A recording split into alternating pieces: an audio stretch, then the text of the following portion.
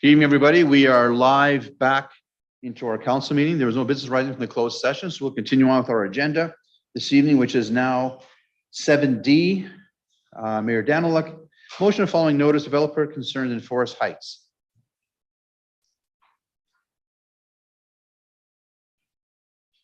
Thank you. I move that by the end of the third quarter of 2022, administration prepare a report that provides a response to development concerns raised in the open forum discussion, open forum presentation on Forest Heights on May 24th, 2022. So just as a follow-up, we had the presentation from citizens last council meeting, and we just want to make sure we can get the administration to prepare a report based on the presentation provided by that citizen and concerns that were raised accordingly in that presentation. So with that, I'll open any questions from council, and we can go from that point forward.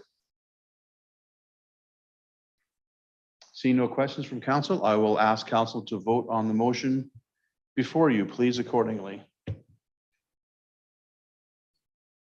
And that motion carries, unanimously. Thank you, council. Appreciate that. And the next order of business on our evening this evening is 8A, Bylaw 1015-22, Lakeview Area Structure Plan Amendment, first reading. I believe Ms. Sangster will be presenting from administration.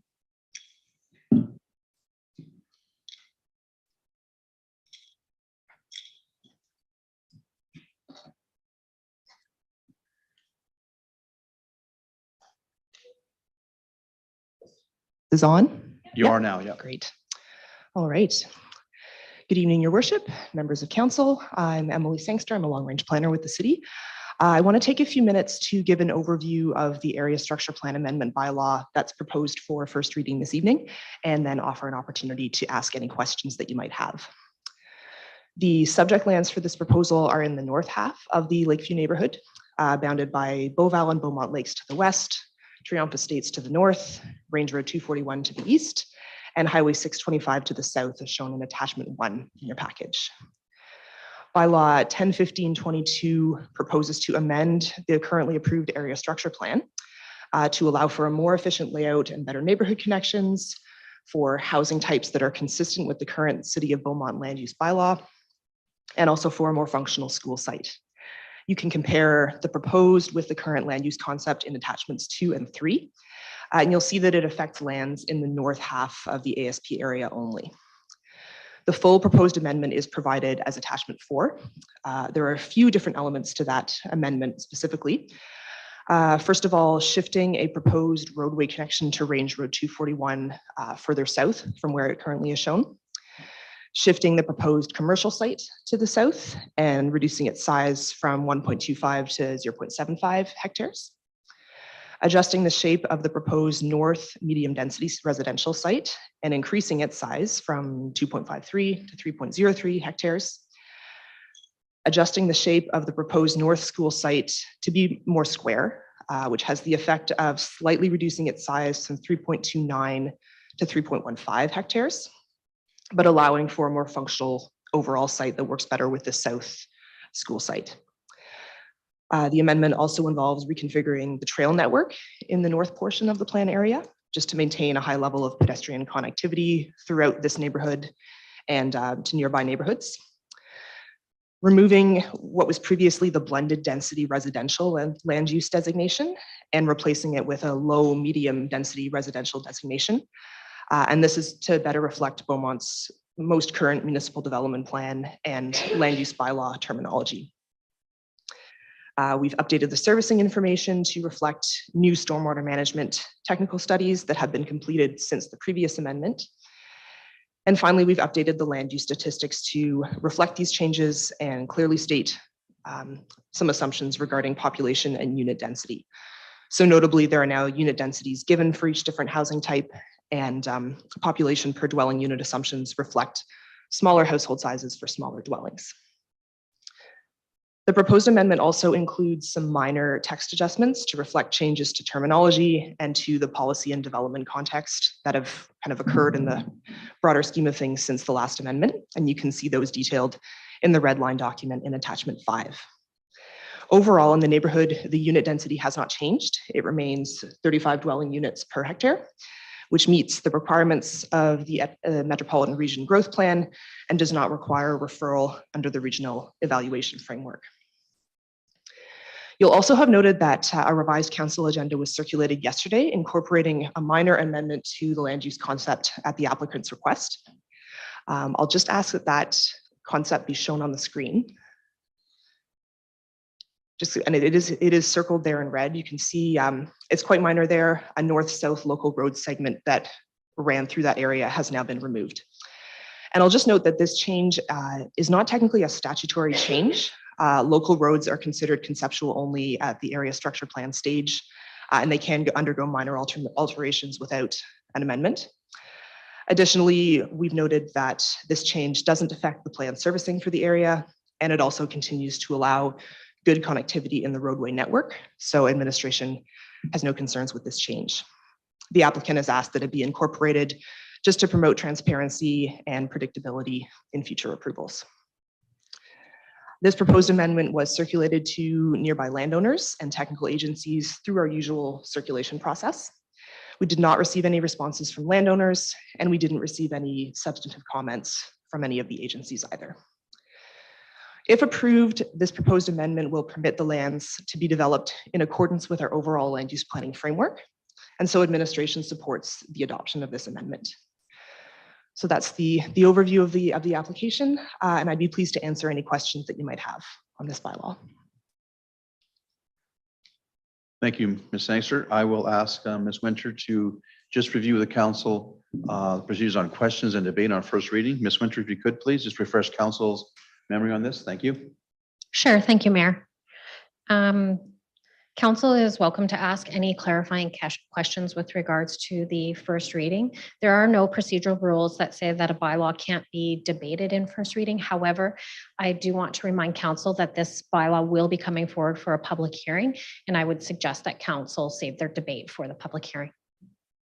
Thank you for clarifying procedure, Ms. Winter. Appreciate that. With that, I'll open up the questions, and I see Councillor Tessier is on his button. So Renee, you have the floor.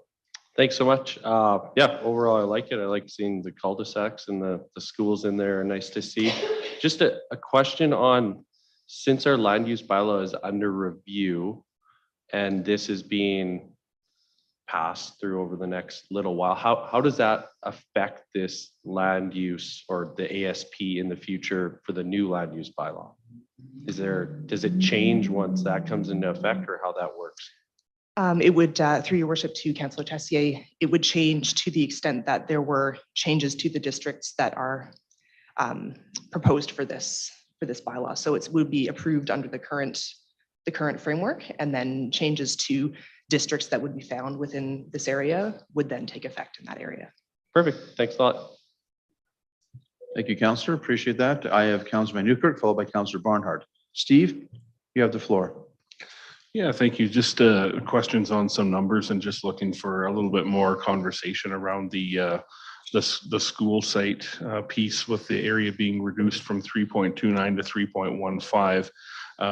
So reduced area, but aligned better to make it more usable. Can you just elaborate on that a little bit? You know, what you mentioned is that it's smaller, yeah, but it's configured a little better for constructing. Is that what I gleaned from that? Can you maybe expand on that?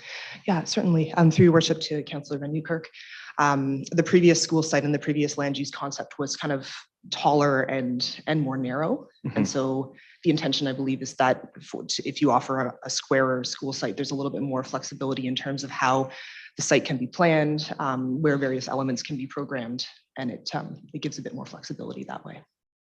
Okay. Second question. Please. Yeah, again, on the numbers, on the shift in the size from the commercial at 1.25 to 0.75. Just wondering what necessitated that change? By reducing that, what did it help in what's in front of us right now? I'm trying to understand the motivation for why that was changed. Thank you.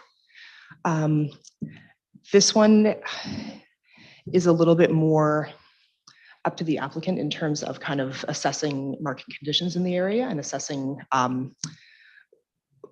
what balance of residential and commercial would be the most appropriate. And so that was the proposal that was received, and there weren't concerns that administration found with it. Okay, I'll leave that one for now. Thank you. Thank you, Councillor. I see Councillor Barnhart withdrew her question of a similar line. Thank you, Kathy, for that. Are there any further questions for Ms. Sangster regarding the presentation on this first reading? Seeing none, I'll ask for a member of council to move first reading when it comes on the screen in front of us.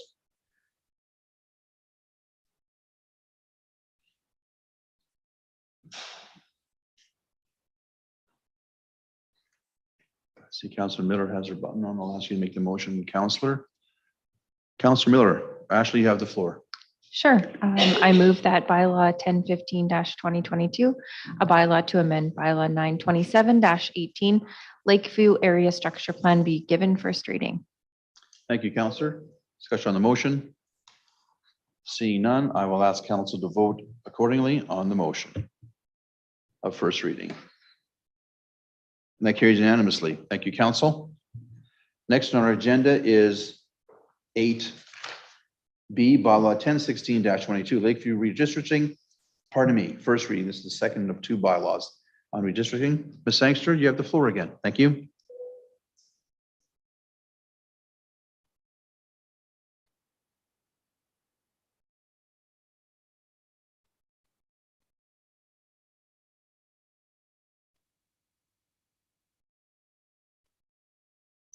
Bylaw 1016-22 proposes to redistrict all the remaining lands in Lakeview that are still districted agricultural holdings to land use districts that allow for urban development according to the proposed amended area structure plan.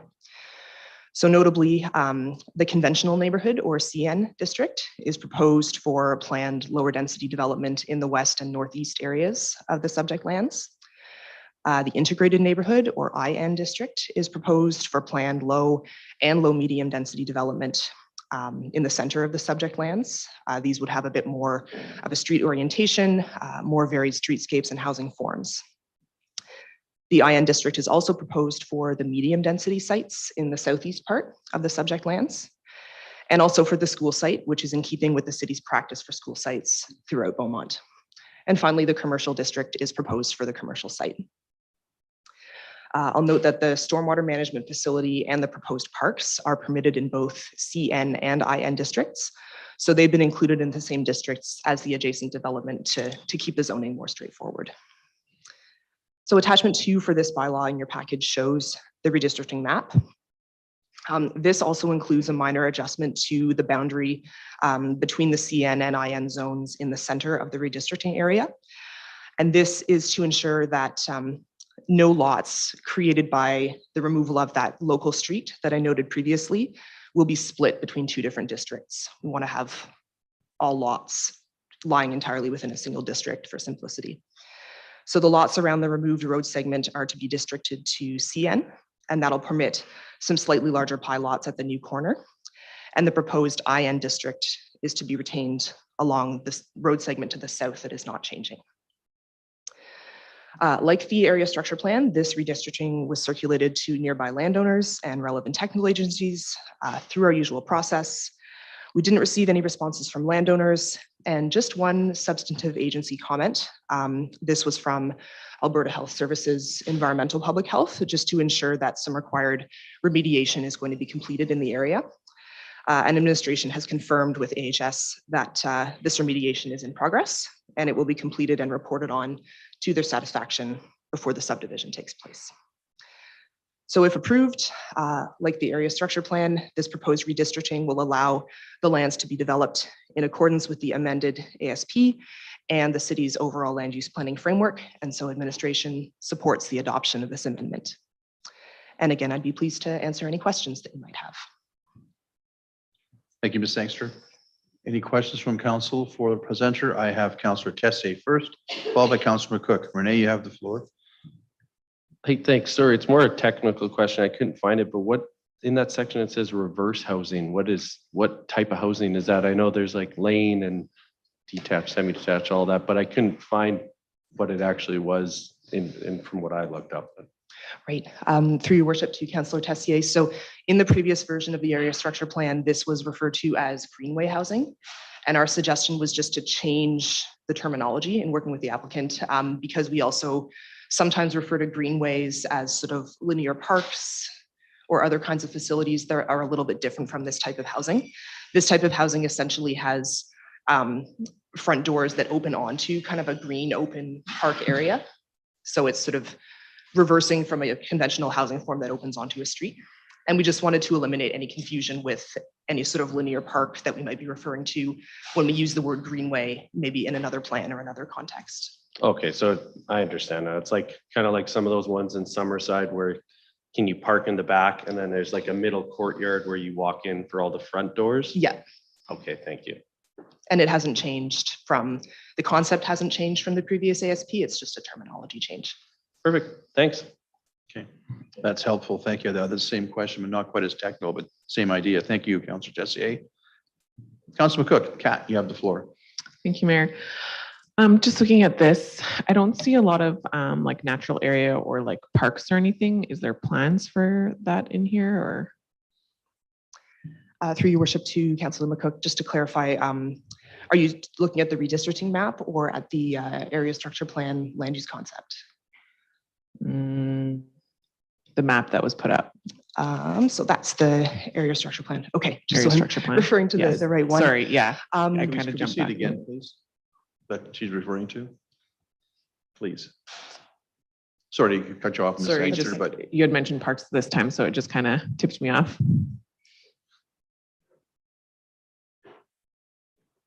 Just wait for that to The come up colorful again. one. just take a second.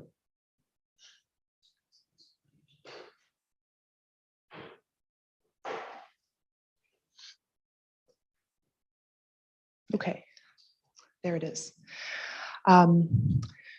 So with respect to parks and open space, our usual requirement is that in working with developers to set aside land for what's called municipal reserve, Mhm. the developers require 10% to be set aside.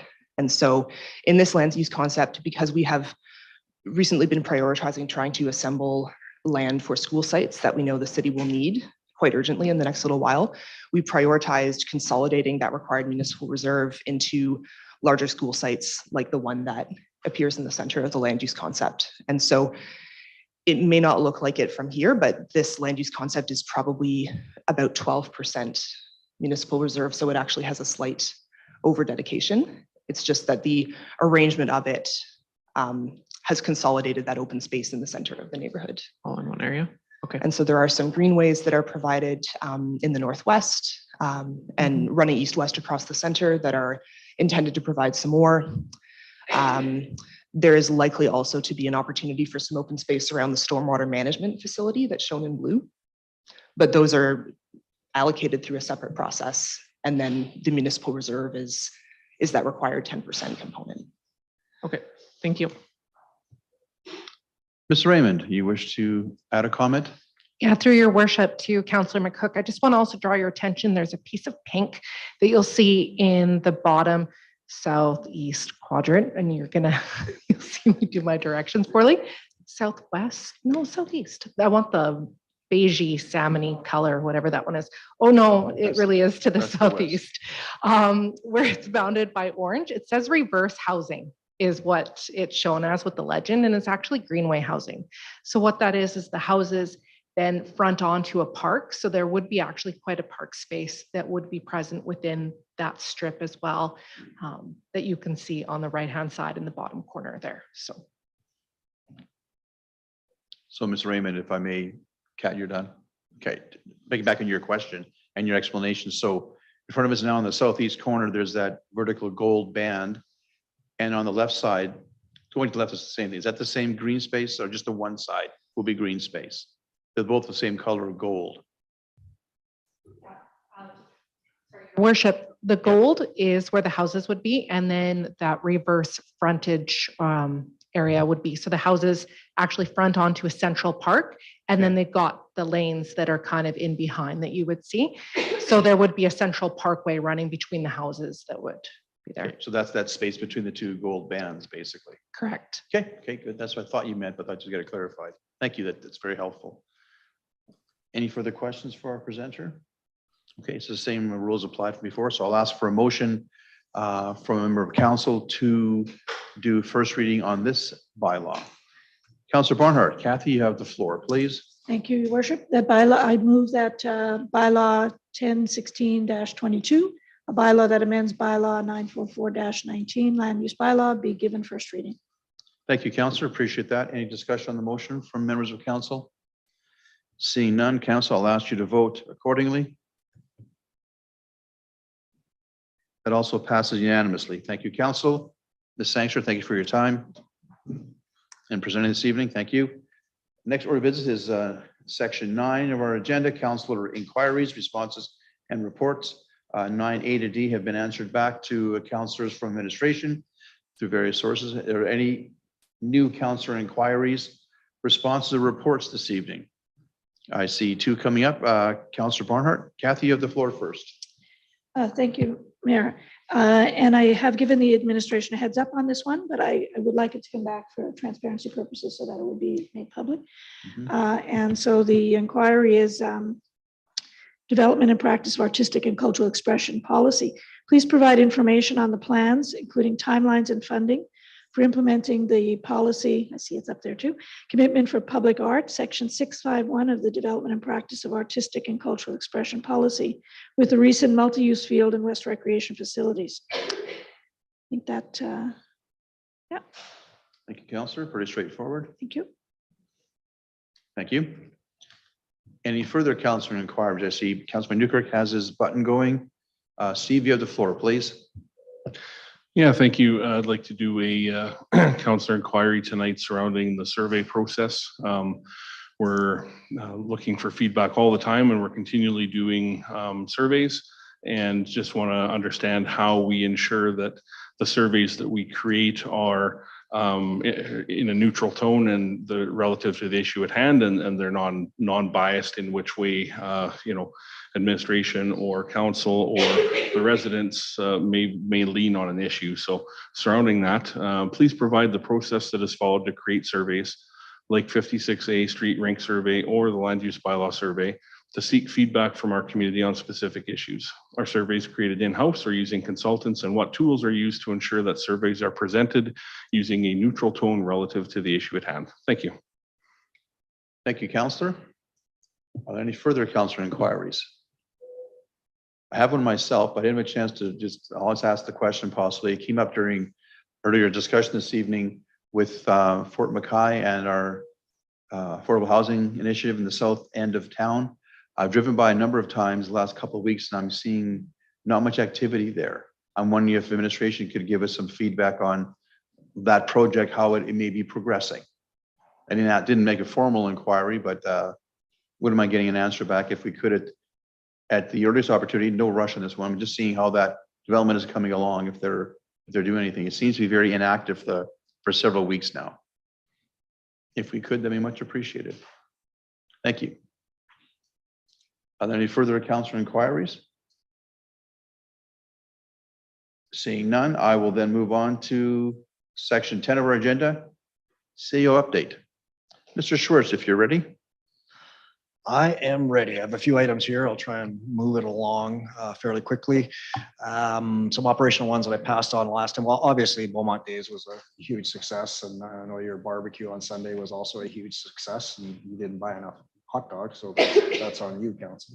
But I think you made it just to the line, so good for you and good for the community to come out. We're in the process of doing green cart audits. So they've been conducted every morning from June 6th to the 10th by city staff and members of E360. So what they do is they have a look at the what's in the contents, and if it's contaminated, they place a sticker on the non-compliant carts and they're not picked up. Then they also put an educational door hanger on to tell people, hey, you can't put the stuff in these green carts, and these are the organic carts. Approximately 400 carts were tagged for unacceptable items in the carts, and that's over 4,000 carts were audited, so that's almost 10%. So as a community, we need to do a better job.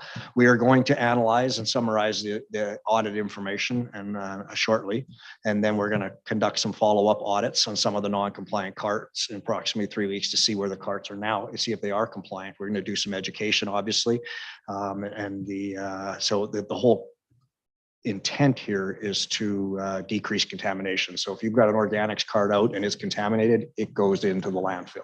It does not get composted. So that's something as a community we need to do a better job to reduce our waste to the landfill.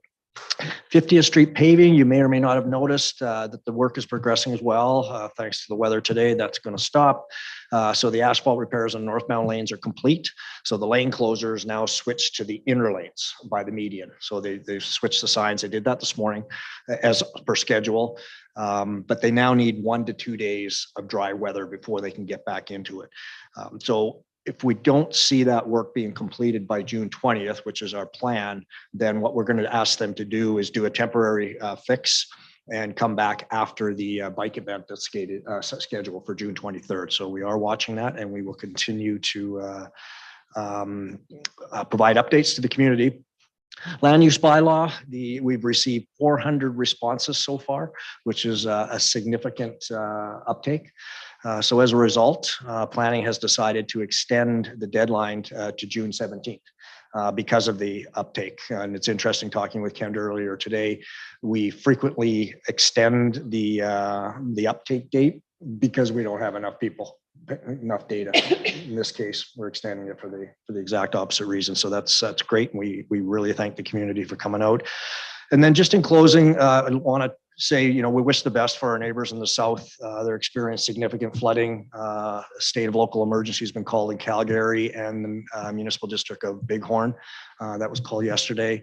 A lot of rainfall, a lot of runoff. And from what I hear, we're just beginning. So the city of Edmonton reached out to Calgary today and said, hey, we're here and ready and available, and we will do the same thing. So thank you. That's the update.